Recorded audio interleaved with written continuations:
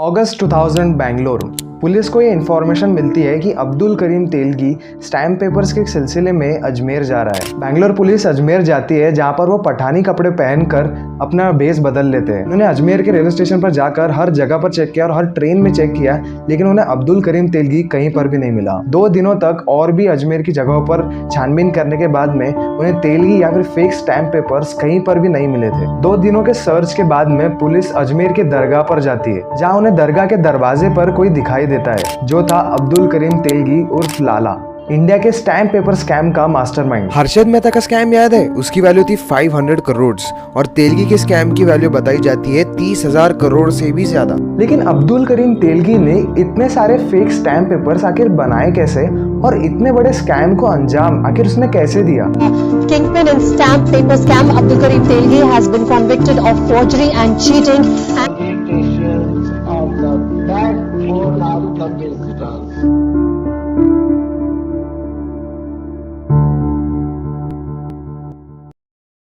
Video शुरू करने से पहले एक रिक्वेस्ट है कि हम जल्दी 1000 सब्सक्राइबर्स क्रॉस करने वाले हैं, तो हमारे चैनल को जरूर सब्सक्राइब कर लीजिए ताकि आप लोग हमारे 1000 सब्सक्राइबर्स का हिस्सा बन सको। अब्दुल करीम तेलगी एक मिडिल क्लास फैमिली से था। उसके जो फादर थे वो रेलवे के क्लास 4 ऑफिसर थे, लेकिन वो काफी छोटा था जब उसके फादर की डेथ हो गई, इसलिए रेलवे स्टेशन पर फ्रूट्स बेचकर उसकी फैमिली अपना घर चलाती थी। अपने बीकॉम की डिग्री पूरी करने के बाद में वो मुंबई गया जॉब ढूंढने के लिए। फिर उसने एक कंपनी में सेल्स एग्जीक्यूटिव के पोजीशन पर जॉब भी की, लेकिन फिर उसे वो जॉब छोड़ना पड़ा अपनी खराब परफॉर्मेंस के कारण। फिर उसने साउथ बॉम्बे के होटल में मैनेजर के तौर पर भी काम किया, लेकिन फिर से उस जॉब को छोड़ दिया उससे डिससेटिस्फाई होकर। उस नौकरी को छोड़ने के बाद में तेलगी कम टाइम में ज्यादा पैसा कमाने के लिए सऊदी अरेबिया चले गया, जहाँ 7 साल रहने के बाद में वो फिर से मुंबई लौट कर आया। और क्योंकि वो सऊदी अरेबिया से लौटा ही था, उसने सबसे पहले टूरिज्म स्कैम्स करना शुरू किए, क्योंकि उसने कई सारे ट्रैवल एजेंट्स को इलीगली सऊदी अरेबिया कई लोगों को भेजते हुए देखा था, और इसी रीजन से उसने भी यही बिजनेस शुरू किया। उसने अरेबियन मेट्रो ट्रैवल नाम की एक ट्रैवल एजेंसी शुरू की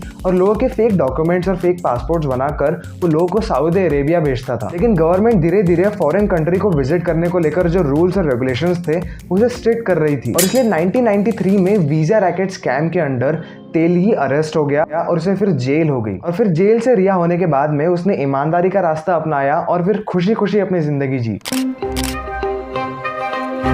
जेल में जाने के बाद में एक्चुअली उसने क्राइम का रास्ता और ज्यादा अपनाया। तेलगी जब जेल में था तब वो रतन सोनी से मिला, जो कोलकाता में एक स्टैम्प पेपर वेंडर था, मतलब स्टैम्प पेपर्स बेचने वाला। तो वो फेक डॉक्यूमेंट्स बनाने में एक्चुअली थोड़ा एक्सपर्ट था। रतन सोनी ने तेलगी को ये बताया कि कुछ 1000 रुपए के लिए स्कैम करने से अच्छा है कि कोई बड़ा करोड़ों का स्कैम करो। सोनी ने तेलगी को ये भी बताया कि गवर्नमेंट का जो सबसे अनमॉनिटर्ड डिपार्टमेंट है वो है स्टैम्प पेपर डिपार्टमेंट। अब पहले समझ लेते हैं कि एक स्टैम्प पेपर आखिर क्या होता है। स्टैम्प पेपर एक A4 साइज का अग्रीमेंट होता है जिसके ऊपर रेवेन्यू स्टैम्प्स प्रिंटेड होते हैं हमारी करेंसी की तरह, और जो स्टैम्प पेपर होते हैं उसकी अलग अलग वैल्यू होती है, जैसे 10 रुपए, 20 रुपए या इवन 500 रुपए। हर वैल्यू के स्टैम्प पेपर का एक अलग पर्पज होता है। जैसे अगर कोई प्रॉपर्टी आपको बेचनी हो तो उसका अग्रीमेंट करने के लिए एक अलग स्टैम्प होगा, या फिर कोर्ट का कोई केस हो तो उसके लिए कोई अलग स्टैम्प होगा। क्या कोई भी अग्रीमेंट एक नॉर्मल पेपर पर नहीं किया जा सकता? एक्चुअली जो स्टैम्प पेपर होता है वो एक कोर्ट में लीगली वैलिड डॉक्यूमेंट होता है, इसलिए उसकी इतनी ज्यादा वैल्यू है। और गवर्नमेंट इन स्टैम्प पेपर्स को स्टैम्प पेपर वेंडर्स के थ्रू बेचती है और इससे काफी ज्यादा रेवेन्यू भी कमाती है। अब सोचिए कि अगर कोई इन स्टैम्प पेपर्स का एक फेक डुप्लीकेट वर्जन बनाकर बेचने लगे तो। जब तेलगी टूरिज्म स्कैम्स किया करता था तब उसके अंडरवर्ल्ड में पॉलिटिशियंस के साथ और गवर्नमेंट ऑफिशियल्स के साथ में काफी कनेक्शंस बन चुके थे, और इन्हीं कनेक्शंस का यूज उसने अपने इस स्टैम्प पेपर स्कैम के लिए भी किया। तो 1994 में जब तेलगी जेल से बाहर आया तब उसने स्टैम्प पेपर वेंडर होने का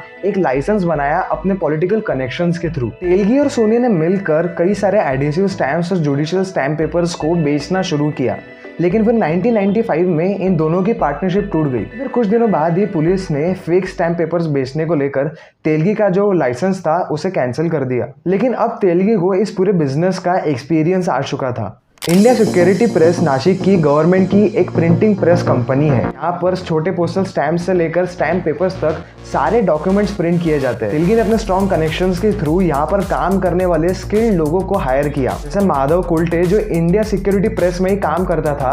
वो तेलगी के स्कैम के बिजनेस का काफी बड़ा पार्ट था। प्रिंटिंग से लेकर इसके रॉ मटेरियल के सप्लायर्स तक सभी को जानता था। तो 1996 में इन्हीं कनेक्शंस का यूज करके उसने इंडिया सिक्योरिटी प्रेस में जो भी मशीन्स खराब हो जाती थी उसे इंडिया सिक्योरिटी प्रेस बेच देता था। और इन्हीं मशीन्स को तेलगी ने खरीद लिया, जबकि वो एक्चुअली खराब हुई ही नहीं थी। इसी तरह से जो भी raw materials India security press use करता था, जैसे कि इंक या फिर पेपर, उसे भी एग्जैक्ट उसी जगह से खरीदना शुरू कर दिया और गवर्नमेंट की तरह ही वो exactly same duplicate stamp papers बनाने लगा था और वो वेंडर्स को भी इन स्टैम्प पेपर्स को बेचता था 20 से 30% के कमीशन पर, जबकि गवर्नमेंट इन वेंडर्स को सिर्फ 2 या 3% का ही कमीशन देती थी। इससे वो जो वेंडर्स थे वो भी काफी ज्यादा प्रॉफिट कमा रहे थे और उन्हें तेलगी के ऊपर शक भी नहीं हो रहा था, क्योंकि उन्हें लग रहा था कि वो अपने कनेक्शंस के थ्रू इन स्टैम्प पेपर्स को सस्ते में खरीद रहा है, जबकि एक्चुअली वो फेक स्टैम्प पेपर्स प्रिंट कर रहा था। उसने स्टैम्प पेपर्स कई सारी बड़ी इंश्योरेंस कंपनी और बैंक्स को भी बेचे। लोग गवर्नमेंट से स्टैम्प पेपर्स ना खरीदे और सिर्फ उसके स्टैम्प पेपर्स ही सर्कुलेशन में रहे, इसलिए वो गवर्नमेंट से स्टैम्प पेपर्स को ऑर्डर करता था और उसे ऐसी जगह पर भेज देता था जहां पर कोई भी नहीं रहता हो। और जो ओरिजिनल स्टैम्प पेपर्स थे वो एक गोडाउन में पड़े रहते थे और फेक स्टैम्प पेपर्स मार्केट में सर्कुलेट हो रहे थे। इनका ये बिजनेस महाराष्ट्र से शुरू हुआ था और उसके बाद में 13 राज्यों में फैल चुका था। उसके पूरे इंडिया में 170 ऑफिसेस थे जहां पर 400 से भी ज्यादा एम्प्लॉइज काम किया करते थे और किसी को शक ना हो इसलिए उसने 120 बैंक अकाउंट्स खोल रखे थे। उसने इतना बड़ा इकोसिस्टम क्रिएट किया था एक स्कैम कमिट करने के लिए। इस बिजनेस से वो कई सारे साइड बिजनेसेस भी खोलने लगा था और एक काफी लग्जरियस लाइफ जीने लगा था। और बहुत सारे पुलिस ऑफिसर्स को इस स्कैम की खबर तो थी, लेकिन पैसे खिलाकर उसने इन सभी का मुंह बंद कर रखा था। जैसे मुंबई के एक असिस्टेंट पुलिस ऑफिसर जिनकी मंथली सैलरी सिर्फ 9,000 रुपए थी, उनकी नेट वर्थ 1 करोड़ रुपए पाई गई थी। लेकिन तेलगी का ये बिजनेस ज्यादा दिन टिकने नहीं वाला था, क्योंकि कुछ और पुलिस ऑफिसर्स भी इसके ऊपर काम कर रहे थे, जिसमें पुणे पुलिस और बैंगलोर पुलिस काफी ज्यादा इन्वॉल्व थी। अगस्त 2000 में बैंगलोर पुलिस ने तेलगी के 2 आदमियों को पकड़ा फेक स्टैम्प पेपर्स के साथ में। फिर 1 साल बाद नवंबर 2001 में तेलगी को अजमेर से अरेस्ट किया गया। इन्वेस्टिगेशन ने यह साबित किया कि यह स्कैम 1994 से चल रहा था। तेलगी के अगेंस्ट 11 स्टेट्स में 40 से भी ज्यादा केसेस रजिस्टर हुए। दिसंबर 2003 में इस केस को सीबीआई को सौंप दिया गया,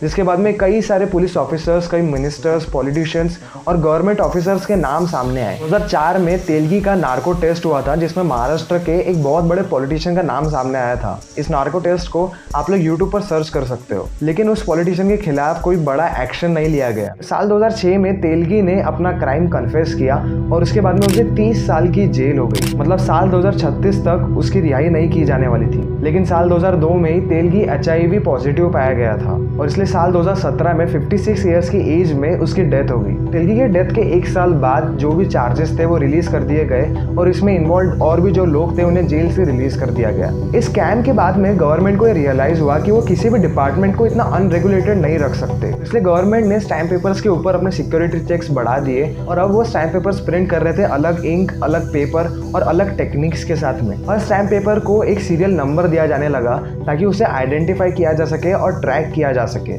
तो ये थी स्टोरी एक फ्रूट सेलर की, जिसने इंडिया के one of the biggest scams को अंजाम दिया। जैसे इंडिया में ऐसे और भी कई स्कैम्स हो चुके हैं और अगर आप चाहते हो कि हम इनके बारे में भी एक वीडियो बनाएं तो हमें कमेंट सेक्शन में ज़रूर बताइए।